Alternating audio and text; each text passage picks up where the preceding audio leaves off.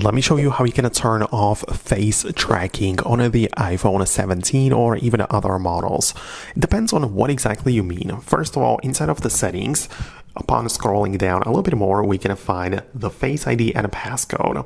So authenticate yourself with the code, and if you are using Face ID, the face scanning or tracking feature, then you can use it to unlock your device, right? Or even for other things.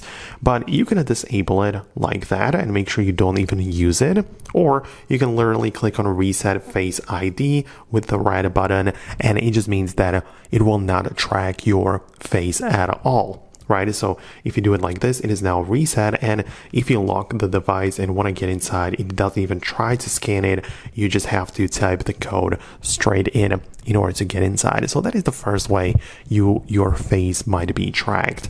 Outside of that, there are some other features. For example, in the settings and screen time, we have the screen distance feature. And when you have that enabled, it essentially tries to reduce the eye strain, and it uses the sensors to see how far away you are from the phone. And if you don't want your device to constantly monitor your face and the distance from the phone, make sure that you disable the screen distance feature in the screen time settings.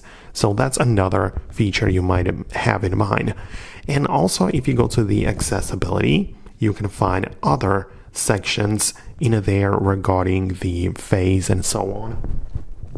So you can see that I can scroll through the options, and when I click on the audio and visual, you can see that I have the flash for alerts and so on, but there is also the eye tracking. So this is what I was looking for. There is the eye tracking, which you can also enable, and it tracks your eye movements to see where exactly you look, and it might help out a lot of people. But if you don't need it, then of course you can disable it in here. So that's what I wanted to explain. Let me know what you think below. Subscribe for more videos like this one, and I'll talk to you later.